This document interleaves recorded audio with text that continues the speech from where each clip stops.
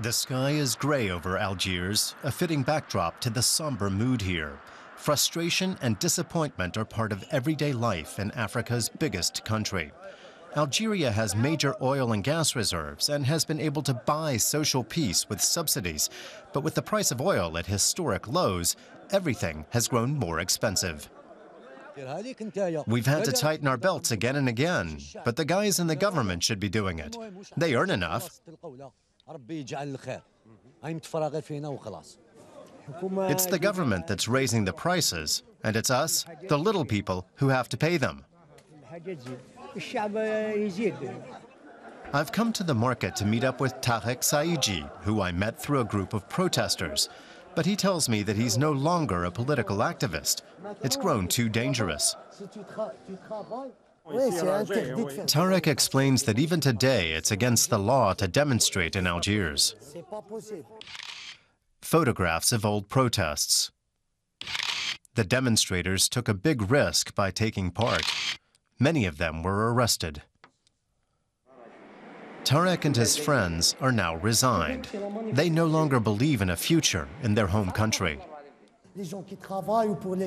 Many people in this country have no outlook, whether they have work or not. This society, these policies, the economy, have all been dead for years. The facades of colonial villas hide a traumatized society.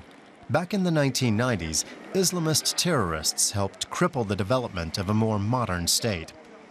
Officially, Algeria is a democracy, but in many areas that means very little, according to staff at the Office of Amnesty International. The ban on demonstrations is just one example.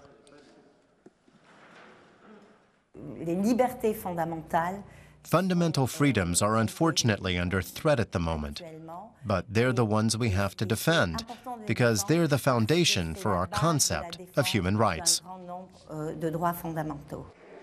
The daily newspaper El Watan isn't keeping quiet about important topics, like the gravely ill president, Abdelaziz Bouteflika, who's hardly been seen for months. Power remains concentrated in the hands of an opaque clique of generals, businessmen, and party functionaries, says journalist Faisal Matawi. You almost have to speak of a zombie democracy. Here, there are just shadowy figures and ghosts. Elections and everything that surrounds them are just a facade. It's all been decided already. Later, I meet up with Tarek again. At 8 o'clock in the evening, the center of the city is quiet. Many cafes and restaurants are closed.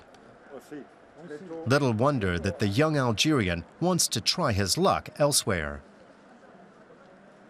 Of course, I'd like to go to Europe. I'm a young man, and there's no future for me here. I earn nothing and don't have a job. That's what my future looks like. Algeria is like a country that's ground to a halt, but no one knows whether or when that might suddenly change.